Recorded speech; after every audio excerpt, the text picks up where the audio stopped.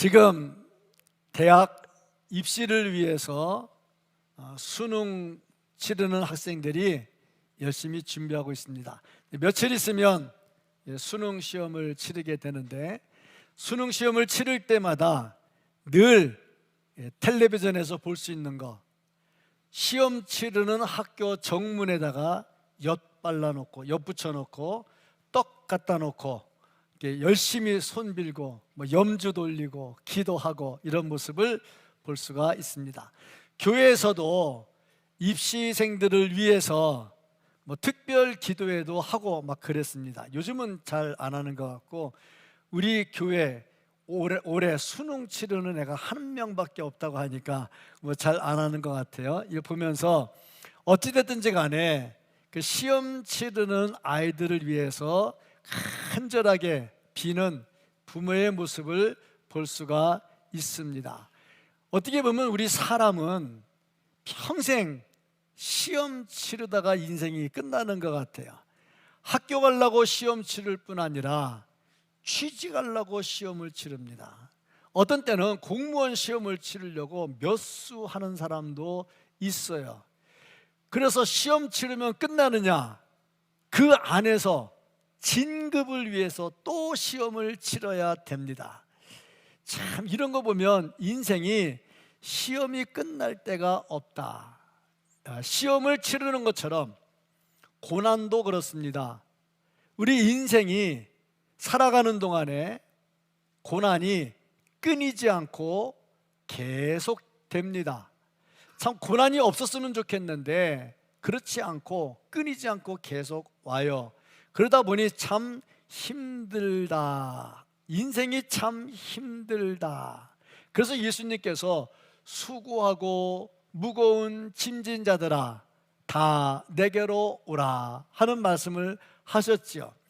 자, 그런데 시험을 치르는데 시험이 아주 즐거운 사람이 있죠. 어떤 사람이냐면 답을 다 알고 있는 사람.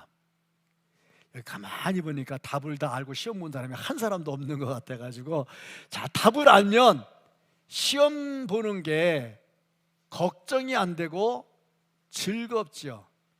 마찬가지로 우리가 고난을 당하는데 고난만 보는 것이 아니라 이 고난 후에 우리에게 다가올 영광을 보는 사람은 고난이 더 이상 두렵지가 않지요.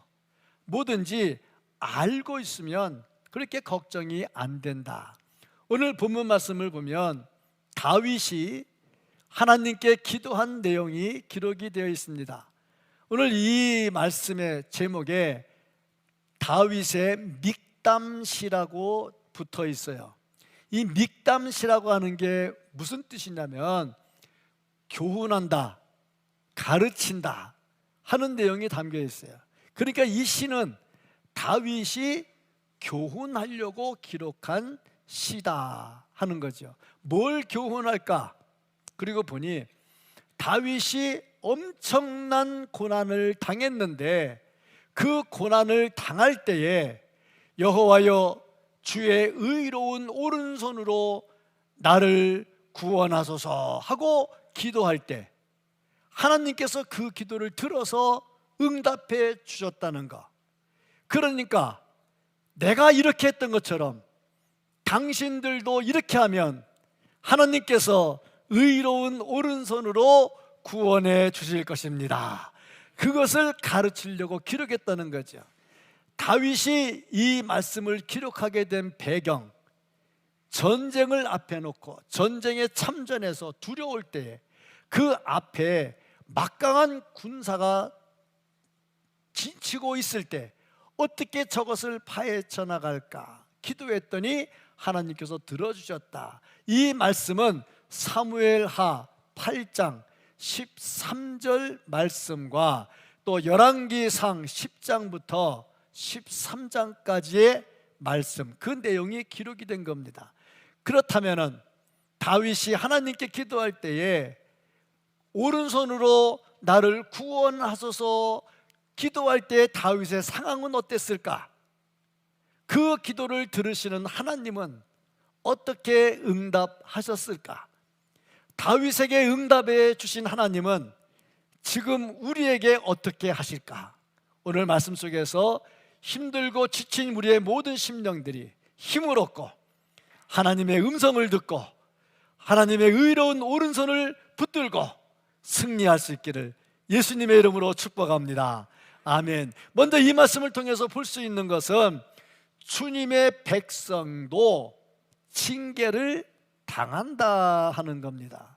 고난을 당한다는 거죠. 아니, 우리가 예수 잘 믿고 믿음 생활 잘하고 봉사 잘하면 고난 안 당하고 살면 얼마나 좋겠어요. 우리 성도님들 생각에 목사님처럼 기도 많이 하고 목사님처럼 성경 많이 하고 목사님처럼 교회 일 많이 하는데 왜 다쳐? 이런 거 아닙니까? 왜 다쳐? 왜 고생해? 뭐 그런 거 아닙니까? 그러니까 왜 의로운 사람도 고난을 당할까?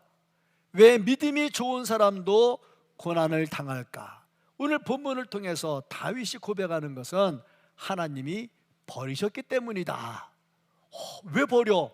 당신의 사랑하는 백성을 왜 버려? 예수님이 피로 값주고 산 백성을 왜 버려? 왜 버린다고 그랬을까?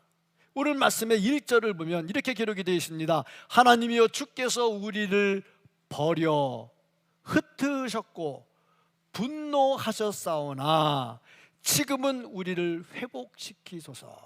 보니까 버렸는데 완전히 버린 거는 아니고 일단 흩으셨어. 왜 그랬을까? 이유가 뭘까? 첫째, 우리가 기도하도록 하려고, 하나님께 기도하도록 하려고. 이 평상시는요 기도를 하는데 그냥 기도는 해요. 그런데 그렇게 간절하지는 않아. 그런데 고난이 오면요 누가 시키지 않아도 간절하게 부르짖어. 하나님께서 우리를 흩으시는 이유가 뭐냐? 기도를 시키려고. 두 번째, 겸손하게 하려고.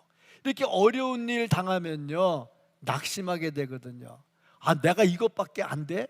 내 힘으로 안 돼? 낙심이 되거든요. 그러면 사람이 겸손해지죠. 인생이 아무것도 아니구나. 겸손해져야. 어제 장례식을 다녀왔어요. 기독교 연합회 회장을 저보다 먼저 하고 저하고 인수인계했던 그 목사님이 돌아가셨어요.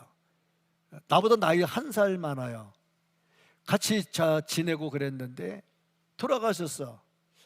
그랬나 보다. 하나님 부르니까 갔겠지. 그러고 이제 가서 영정 사진을 딱 보는데 갑자기 속에서 뭐가 확 올라오더라고. 나도 모르게 울컥하더라고. 아이고, 남의 일이 아니다. 인생이 그렇잖아. 어려운 일 당하면, 지금 어려운 일 안 당할 때는 나는 아니야, 아니기를 바라고 끝까지 아니기를 바래요. 그런데 몰라요. 하나님께서 너 한번 볼래? 그러고 흩어버리면요 대책이 없어요. 그래서 사람이 겸손하게 돼. 그 다음에 셋째로 보면요 우리를 소생시키는 하나님을 찬미하도록 하려고. 흩어버리니까 아무것도 아니대. 그런데 다시 회복시키는 거 보니까 역시 우리 하나님이야. 찬송하게 하려고 했다. 네 번째 보니까 인간은 쉬 녹을 수밖에 없는 존재다 하는 것을 가르쳐 주는 겁니다. 우리 아무리 강한 것 같고 잘난 것 같아도요 한순간을 내다볼 수가 없습니다. 다섯 번째로요 인내를 가르치려고 고난당하는 중에 참고 견디는 걸 가르쳐요. 여섯 번째로 보면요 우리를 연단하는 겁니다. 금도 순금을 뽑으려면 온도를 높여야 돼요. 그래야 순금이 나와요. 대강 온도하면 순금이 안 나와요. 하나님께서 우리를 고난 속에 집어넣으시면요 아주 연단이 돼요. 제가 선물을 하나 받았어요. 제 얼굴을 그려왔어요.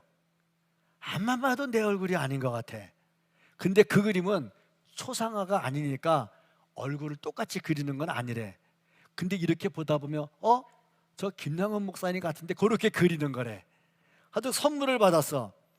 근데 그 선물보다 그 옆에 성경 구절에 하나 써 있었어. 내가 고난을 당한 후에 정금같이 단련해 가지고 고난 당해가 정금같이 나오게 되리라. 그 구절을 딱 보는데 마음이 울컥하더라고요. 그렇잖아요. 사람이 연단을 통하면요 정금같이 빛나게 되는 줄로 믿습니다. 어느 분이 어저께 저한테 그래요. 어느 목사님이, 장례식에 갔던 목사님이 저한테 그래요. 목사님, 아프고 나서 얼굴에서 빛이 나는데 얼굴만 봐도 은혜가 된대. 아닌가 보다. 그 사람이 자기 마음대로인가. 다시 한번 재방송 한번 해볼게. 그 목사님이 그랬는데, 목사님이 아픈 다음에 얼굴에서 빛이 나는데 얼굴만 봐도 은혜가 된대. 이렇게 짜고 하면 안 되잖아. 항상 알아서 해야지. 그런데 제가 그 다음에 한 말이 뭐냐면, 그래요, 우리 성도들이요, 내가 안 아플 때는 설교할 때 은혜를 별로 못 받더니 아프니까 은혜를 받더라고. 이제 하면 그렇잖아요. 사람이 단련되면요 빛이 나야 돼. 단련되는데도 빛이 안 나면, 믿음의 빛이 안 나면 하나님이 단련하는 의미가 없는 거지요. 연단시키기 위해서다. 그 다음에 7번째 보면은 이 고난을 통해서 소망을 갖게 하는 겁니다. 어려운 때 소망이 생겨요. 하나님께서 의로운 오른손으로 나를 붙들어 주실 거야. 하나님이 나를 만져 주실 거야. 하나님이 이 문제를 해결해 주실 거야. 소망이 생긴단 말이죠. 그래서 하나님께서 우리를 당신 곁에 가까이 두시려고 흩어서 고난을 주어. 다윗은 이 말 외에 이 모든 것을 통틀어서 뭐라고 고백했냐면 내 죄 때문이다. 그렇게 고백을 했습니다. 참 고난이라고 하는 것이 오는 이유가 여러 가지지만 다윗은 이 7가지 외에도 내 죄 때문이다 하는 그런 고백을 합니다. 퍼론이라는 사람이 이런 말을 했습니다. 인간들이 방자하게 자기들의 사악의 잔을 마시고자 하면, 아주 건방져 가지고 악을 행해 그러고자 하면 하나님께서는 그들의 손에 그것을 억지로 떠맡겨서, 그래 한번 사악의 잔을 마셔볼래? 그리고 하시는 것이 뭐냐면 하나님의 진노의 잔으로서 한 방울도 남기지 않고 다 마시게 하겠다. 사람이 교만해지면 죄악을 행하거든요. 그래 한번 죄 지어봐. 그리고 하나님께서 진노의 잔을 쏟아버린다는 겁니다. 그러면 얼마나 그 인생이 힘들게 되겠는가. 다윗은 고백을 한 겁니다. 이 고난은 그냥 온 게 아니라 다 하나님의 섭리 속에서 일어난 거다. 우리에게 우연이라는 것은 없다 하는 거죠. 그래서 고난은 하나님의 징계다. 다윗은 징계로 알았어요. 모든 것은 하나님의 섭리 속에서 이루어지는 징계로 아는 거죠. 그래서 우리는 고난당할 때 왜 이 고난이 나에게 왔는지 분별할 줄 알아야 돼요. 나를 단련시키려고 온 건지, 나를 정금같이 빛나게 시키려고 온 건지, 죄 때문에 온 건지 분별할 줄을 알아야 된다. 중요한 것은 이 고난의 상태가 아주 심각했다는 겁니다. 다윗은 자기에게 온 이 고난이 얼마나 심각했는지 3절에 이렇게 고백을 했습니다. 주께서 주의 백성에게 어려움을 보이시고 비틀거리게 하는 포도주를 우리에게 마시게 하셨나이다. 여기서 말하는 포도주, 그냥 술 먹고 취해서 비틀거리는 정도가 아닙니다. 술 먹고 취해서 비틀거리다 넘어져서 팔이 부러졌다, 그 정도가 아닙니다. 포도주는요, 포도를 탁 눌러서 터뜨려요. 그러면 붉은 게 탁 터져 나오잖아요. 이것이 사람이 터져서 피가 튀는 것으로 표현을 한 겁니다. 그러니까 포도주를 마셨다는 것은 하나님의 진노의 심판을 받았다는 거죠. 그러면 하나님께서 우리와의 연결된 연결 막대기를 끊어버려요. 끊으면 하나님과 연관이 될 수 없죠. 하나님과 연결되지 않는 끊어진 상태를 우리는 뭐라고 그러냐? 영적 죽음이라 그래요. 아담과 하와가 선악을 분별케 하는 나무의 열매를 따먹은 다음에 죽지 않았어요. 바로 안 죽었어요. 그런데 죽었어요. 왜? 하나님과 연결이 끊어지니까 영적으로 이미 죽어버린 게 된 거거든요. 그러니까 하나님께서 우리에게 고난의 잔을 줘서 흩어버릴 때 어떤 일이 일어나느냐? 하나님과의 관계가 끊어진다. 이것처럼 비참하고 어려운 게 어디에 있겠는가? 내가 좀 아픈 것보다, 내가 좀 사업에 실패한 것보다 더 아픈 게 뭐냐면 하나님과 관계가 끊어지는 겁니다. 그게 힘들죠. 그래 얼마나 고통스럽겠어요. 그래서 다윗은 포도주 피가 튀는 것 같은 그 모습을 연상하게 한 거죠. 자, 그러면 우리가 고난을 당할 때 낙심하고 포기해야 되느냐? 그렇지는 않습니다. 왜냐하면 한 번 하나님의 백성은 영원한 하나님의 백성이기 때문에 그렇습니다. 하나님이 택하신 자는요 결코 버리지 않아요. 지금 이스라엘 백성들 2000여 년 전에 예수님 죽였잖아요. 예수 안 믿잖아요. 하나님이 버렸나요? 아니요, 아직 안 버렸어요. 그들이 돌아올 날을 기다리고 있고 돌아오는 사람들도 있고 말이죠. 그러니까 한 번 하나님이 택하면 절대 버리지 않는다. 근데 왜 자꾸 징계를 내리느냐? 징계를 내리는 이유가 뭐냐면 하나님께서 사랑한다는 것을 표현하는 거야. 나는 죄를 지어도 하나님이 벌도 안 내려. 나는 잘 지내거든. 잘 먹고 잘 살거든. 왜 그러느냐? 하나님께서 버렸어. 너는 사생자야. 안 때려. 그런데 당신의 사랑하는 백성은 잘못하면 안 되니까 때리는 거지. 그러니까 매 맞을 때, 고통당할 때 뭘 생각하느냐? 나 하나님의 자녀구나. 하나님이 나를 사랑하는구나. 그걸 알 수 있다는 거지요. 욥기서 5장 17절 18절 말씀을 보면은 욥기 볼지어다 하나님께 징계받는 자에게는 복이 있나니. 징계받는데 복이 있대요. 그런즉 너는 전능자의 징계를 업신여기지 말지어다. 하나님은 아프게 하시다가 싸매시며 싸매주시거든요. 상하게 하시다가 그의 손으로 고치시나니. 아프게 하고 상하게 해도요 싸매시고 고쳐주시거든요. 그러니까 회복이 있다는 겁니다. 회복. 하나님은요 당신의 백성을 절대 버리지 않으셔요. 히브리서 12장 8절 말씀을 보면은 징계는 다 받는 것이거늘 너희에게 없으면, 징계가 없으면 사생자여 친아들이 아니니라. 그래서 우리에게, 하나님의 자녀인 우리에게, 예수 잘 믿는 우리에게도 고난이 온다 하는 겁니다. 당신의 사랑하는 자녀라는 것을 보여준다 하는 겁니다. 오늘 말씀의 2절 말씀을 보겠습니다. 주께서 땅을 진동시키사 갈라지게 하셨사오니 그 틈을 기우소서 땅이 흔들림이니이다. 땅이 막 흔들려도 괴로워 힘들어. 그래도 불구하고 하나님은 버리지 않으셔. 달도 차면 기울어져. 보름달은 곧 기울어져. 마찬가지로 고난도 가득 차면 기울어져. 그러면 뭐가 오느냐? 하나님의 회복하심이 오게 된다 이 말입니다. 그래서 고난당해도 절대 낙심하지 않는다는 겁니다. 호세아서 6장 1절 2절 말씀을 보면 오라 우리가 여호와께로 돌아가자. 여호와께서 우리를 찢으셨으나 도로 낫게 하실 것이요 우리를 치셨으나 싸매어 주실 것임이라. 여호와께서 이틀 후에 우리를 살리시며 셋째 날에 우리를 일으키시리니 우리가 그의 앞에서 살리라. 찢어도 다시 싸매 주시고요 아파도 다시 고쳐 주시고요 회복의 기쁨이 있거든요.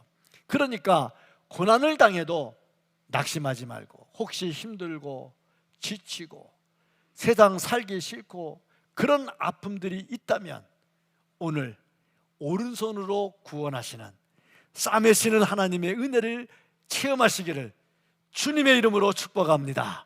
사람 사는 세상에요 전부 다른 거 아프고 돈 없고 그래서 피곤한 게 아니고요 사람을 대하는 자체가 피곤하고 힘들어요. 어쩌면 그렇게 다른지 정말 달라요. 세상에 50년 60년을 같이 사는 부부도요 정말 매사가 마음에 들어서 사는 건 없어요. 그냥 참고 사니까 사는 거지. 아멘을 안 하시는 거 보니까 그냥 똑 맞아가지고 똑 떨어지게 맞아가지고 평생 같이 사는가 봐. 그렇게 사시기를 바라고, 아니면 잘 참고 사시기를 바랍니다. 참 그렇잖아요. 참 사람 사는데 내 맘에 맞는 사람 없어요. 쏙 드는 사람 없어요. 그러다 보니 만나면 전도회 가도 100% 맞는 사람 없고, 구약에 가도 100% 맞는 사람 없고, 목사 100% 맞는 사람 없고요, 성도 100% 맞는 사람 없거든요. 그래서 마음에 상처들이 생겨요.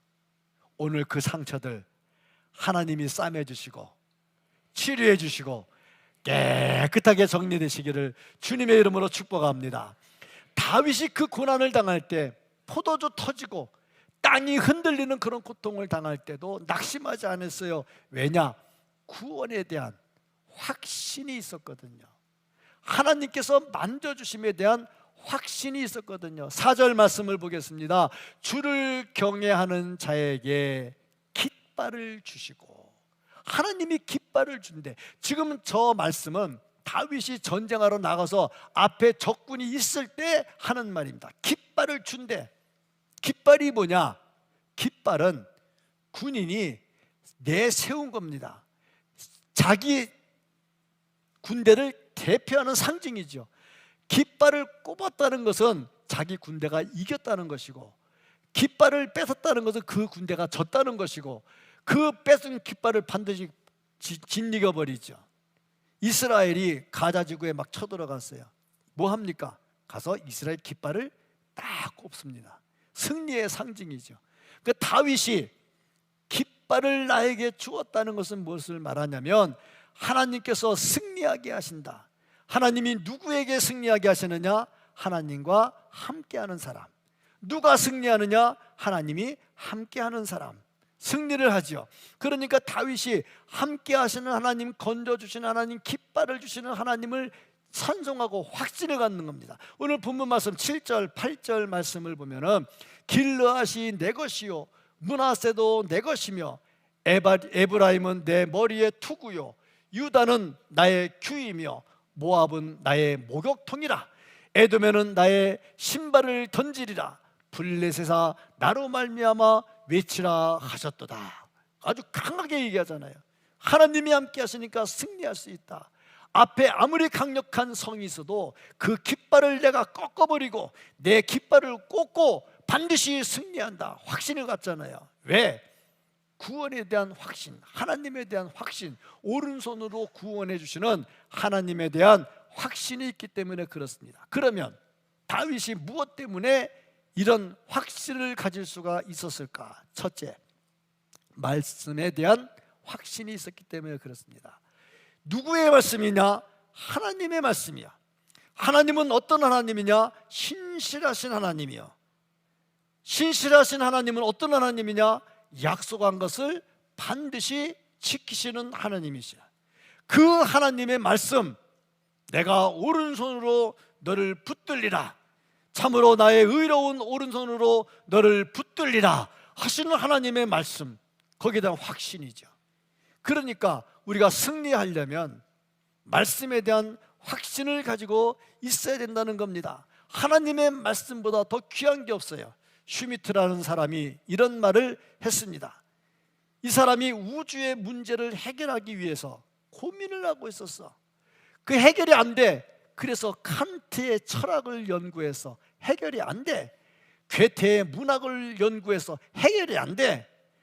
그 다음에 성경을 읽고 힘을 얻었다. 왜? 하나님의 말씀이거든. 인생의 문제를 해결하는 하나님의 말씀이거든요. 그러니까 이 말씀을 붙들었을 때에 승리할 수가 있었다는 겁니다. 존 위클리프가 병이 들었어요. 병이 들어서 자리에 누웠습니다. 그랬더니 그의 대적들, 이단들, 특별히 만이교에 빠져있던 사람들이 비난했습니다. 아이고, 하나님 믿고 하나님 일한다고 하더니 잘 됐네, 병 들었네, 고생하다 죽어라.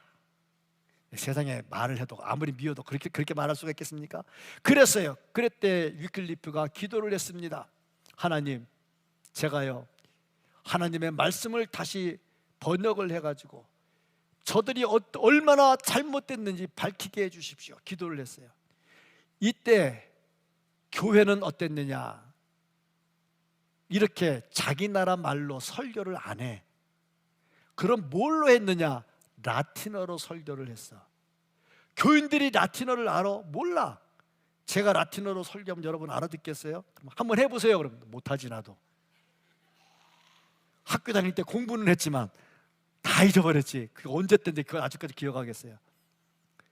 그런데 라틴어로 하니 교인들이 알겠어요? 모르지. 글을 모르는데. 그래서 어떻게 했느냐? 온갖 벽 천장에다 그림을 그려놓은 거야. 그래서 우리가 유럽에 가서 성당을 가면 전부 그림이 있잖아. 그 그림이 뭐야? 저거 아담과 하와래. 아담과 하와가 따먹다 죽었대. 저거 예수님이 십자가 못 박힌 거래. 저거 여호사. 그림 보고 하는 거야. 글씨는 몰라. 그림 보고 하는 거야. 그래서 그림을 막 그려놨단 말이죠. 자, 그때 위클리프가 어떻게 했느냐? 하나님, 제가요 저 이단들을 물리치게 해주십시오. 그래서 어떻게 했느냐? 기도했어요. 하나님이 그를 살려주셨어요. 그래서 어떻게 했느냐? 성경을 영어로 번역해서 영국 사람들이 성경을 보도록 만들었어요. 그러니까 하나님의 말씀이 들어오니까 막 힘이 생기잖아요. 이단을 잡아낼 수 있잖아요. 그래서 이단들을 척결했다는 말이죠. 말씀은요 우리에게 확신을 주고요, 말씀은요 우리에게 힘을 주고요, 고난 중에서도 말씀을 붙드는 사람이 승리할 수가 있습니다. 구원의 확신은요 말씀에서 나오더라 하는 거죠. 두 번째는요 징계 때문에 그렇습니다. 좀 약간 아이러니한 얘기인데, 아니 징계 때문에 구원의 확신을 얻어요? 말이 안 되잖아요. 말 돼요. 왜 되냐? 제가 조금 전에 말씀드렸죠. 징계는 하나님이 사랑하는 자에게 내리는 거라고, 자녀에게 내리는 거라고. 그러니까 징계를 받을 때 내가 하나님의 자녀가 맞구나, 지금 하나님이 나를 사랑하는 게 맞구나, 그렇게 마음에 확신이 오니까 고난 중에서도 맞아, 나는 하나님의 자녀니까 내가 승리할 수 있을 거야, 그렇게 확신 있게 나갈 수 있다는 거죠. 징계 때문에 확신을 얻어. 세 번째는 뭐냐면 경험 때문에 그렇습니다. 무슨 경험이 있느냐? 옛날에 목동 시절에 사자가 와서 양을 잡아먹으려고 하니 어떻게 그거를 잡겠어요? 다윗이 잘하는 게 물맷돌 던지는 거 있잖아. 물매를 딱 던져가지고 사자에게 딱 맞히면 사자가 정신 못 차릴 때 가서 입을 찢어버리는 거야. 이렇게 경험이 있잖아. 그 돌멩이 가지고 뭘 했어? 블레셋의 장군 골리앗을 한 방에 날려버렸잖아. 한 방에, 둘도 아니고 한 방에 날려버렸잖아. 투구를 썼어요. 온갖 갑옷을 다 입었어요. 그런데 아무리 투구 써도 요 이마에는 딱 바람구멍 하나 내놨거든. 야, 세상에 그 좁은 구멍에 어떻게 돌멩이가 들어가냐고. 자, 근데 한 방에 했잖아. 그러니까 다윗은 그것이 자기 실력이라기보다는 하나님께서 은혜를 주셨다는 걸 알아요.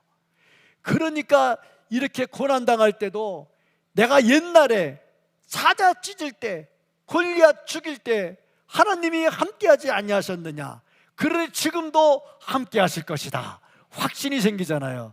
그래서 말씀 때문에, 자기가 고난당한 것 때문에, 자기 경험 때문에 이런 것이 통틀어가지고 구원에 대한 확신을 얻을 수가 있었다. 예전에 나를 지켜주신 하나님, 지금도 나의 하나님이고 앞으로도 나의 하나님이십니다. 이것을 믿으면 막 힘이 생기는 거죠. 제가 지나온 가정을 쭉 살펴보면서 제가 뭐 잘나서 된 거 없고요, 제가 계획해서 된 게 없고요, 제 인생에 언제 대전에 올 줄 알았겠습니까? 다 하나님이 이렇게 인도하시면, 다 제가 제일 싫어하는 경산도 통영까지 가가지고 살았거든요. 하나님이 인도하시는 데 갔거든요. 살다 또 여기도 하나님 인도하셔 왔잖아요. 지금까지 인도하신 하나님이 앞으로 남은 세월도 인도할 것이다. 막 힘이 생기는 거 아니에요? 여러분 다 마찬가지잖아요. 20년 살았던, 30년 살았던, 90년 살았던, 우리 권사님 90년 넘게 살았는데 지금까지 인도하신 하나님, 일제시대 때도 살려주신 하나님, 6.25 때도 살려주신 하나님, 지금까지 살려주신 하나님, 앞으로도 살려주실 줄로 믿습니다. 권사님하고 말하는데 권사님 못 알아듣고 있어요 지금. 권사님 때문에, 김희수 권사님 때문에 말하고 있는 건데 그렇잖아. 예전에 하나님은요 변치 않는 하나님이시고 지금도 하나님이시고 앞으로도 하나님이십니다. 그것을 생각하니까 고난 중에도 의로운 오른손으로 나를 붙들어 주셔서 확신이 생기는 거죠. 자, 그렇다면 하나님은 어떤 사람들에게 이렇게 구원의 확신을 주고 구원의 기쁨을 주고 회복시켜 주실까? 회복의 비결이 무엇일까? 물론 하나님의 은혜죠. 하나님의 은혜인데 하나님이 어떤 사람들에게 은혜를 베풀어 줄까? 9절 말씀 한번 보겠습니다. 누가 나를 이끌어 견고한 성에 들이며 누가 나를 에돔에 인도할까? 누가 할까? 누가? 하나님이 하죠. 전적으로 하나님의 은혜죠. 그러면 하나님의 은혜가 어떤 사람에게 임할까? 첫째, 하나님의 은혜가 임하는 사람, 하나님을 경외하는 사람입니다. 하나님을 두려워 경외하는 사람. 4절 말씀을 보겠습니다. 주를 경외하는 자에게 깃발을 주시고, 회복의 기쁨, 승리의 기쁨 누구에게 주시느냐? 주님을 경외하는 사람에게 주겠다 그랬습니다. 하나님을 경외하면요 두려움이 사라져요. 그런데 두려움이 강하면요 하나님을 경외하지 않아요. 크로멜 장군이 전투에 참여할 때 전쟁에 참여하기 전에 기도했고 전쟁 중에 찬송을 했다 그랬습니다. 그러니까 두려움이 없어지죠. 기도하고 찬송할 때는요 두려움이 없어져요. 그런데 그게 식으면요 두려움이 생겨요. 그러니까 교회 와서 기도할 때는 아멘 할렐루야 할 때는 모든 게 다 된 것 같고 막 해결된 것 같고 돌아가는데 집에 가면 또 기도 안 하니까 또 두려움이 또 앞장서 온단 말이지. 기도하고 찬송하고 승리할 수 있기를 축복합니다. 두 번째로 보면요 하나님을 의지했고요. 세 번째로 보면요 행하는 자입니다. 두 번째는 의지하는 자, 세 번째는 행하는 자. 하나님을 의지하는 자, 하나님께서 은혜를 베풀어 주시고 회복시켜 주시는데 12절 말씀을 한번 보겠습니다. 12절, 우리가 하나님을 의지하고 하나님을 의지했다는 말이에요.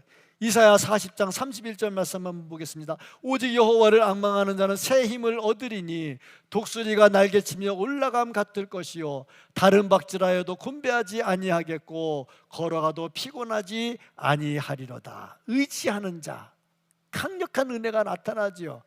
의지하기만 해서 되겠느냐? 행해야죠. 세 번째가 행하는 겁니다. 구원은 하나님의 은혜로 이루어지지만 축복은 우리의 행함과 연결이 되어 있습니다. 12절 말씀 후반절에 보면요 우리가 하나님을 의지하고 용감하게 행하리니 그는 우리의 대적을 밟으심이로다. 행하리니 그랬잖아. 믿고 의지하고 행하는 자, 하나님께서 회복의 기쁨을 더해 주실 줄로 믿습니다. 하나님은요 사랑하는 자에게 고난을 주시고 연단시키시고요 성숙하게 해주시고요 승리하게 해주시고요 기쁨을 주시고요. 다윗은 그것을 알았어요. 그래서 전쟁터에서 앞에 막강한 군사 페트라라고 표현을 했어요. 페트라는 반석이에요. 얼마나 강력했으면 페트라라고 했겠어요. 그런데 그 페트라를 물리칠 수 있는 강력한 능력 어디에 있느냐? 주님의 의로운 오른손으로 나를 구원해 주시는 능력에 있습니다. 다윗은 그것을 알고 하나님께 구했죠. 그래서 승리했죠. 그래서 찬송했죠. 그랬습니다. 그 하나님은 우리의 하나님이십니다. 과거를 보는 사람 미래를 볼 수 있습니다. 과거를 보지 못하는 사람 미래가 없습니다. 역사를 잊어버린 사람은요 미래가 없어요. 역사를 알아야 미래가 있습니다. 북한이 어떻게 우리에게 쳐들어왔는지 역사를 아는 사람이 미래를 대비할 수 있지, 그 역사를 모르면 미래를 대비하지 못해요. 우리가 과거의 역사를 알아요. 다윗에게 함께 하셨던 하나님을 알아요. 이런 사람에게는 미래가 보장될 줄로 믿습니다. 그래서 우리도 여호와여 주의 의로운 오른손으로 우리를 구원하소서 외치면 하나님께서 응답해 주시고 내 모든 문제가 해결될 줄로 믿습니다. 그런 은혜가 있기를 주님의 이름으로 축복합니다. 아멘. 사랑이 많으신 하나님 아버지, 감사합니다. 주의 백성들이 예배하며 하나님을 경배하면서 의로운 오른손으로 붙들어 달라고 간절히 간구하고 있습니다. 하나님 아버지, 우리에게 회복의 기쁨을 주시고 은혜를 베풀어 주시는데 정말 내 앞에 있는 강력한 페트라, 이 반석을 깨칠 수 있는 능력을 우리에게 더해 주시고, 내가 현재 당하고 있는 참고 참기 힘든 부분들, 낙심하는 부분들, 내가 내 앞에 있는 고난들 파헤쳐 나갈 수 있도록 은혜를 베푸시고 싸매시고 고치시는 하나님의 은혜를 체험할 수 있게 하여 주시옵소서. 아버지 하나님이 오늘도 이 말씀 붙들고 이 세상으로 나가 살면서 승리하기를 원합니다. 세상에 지고 무릎을 꿇는 자가 아니라 말씀을 가지고 승리하는 자가 되게 해 주시고, 승리한 기쁨으로 하나님을 찬양할 수 있는 우리들이 되게 하여 주시옵소서. 간절히 소원하옵고 예수님의 이름으로 기도합니다. 아멘.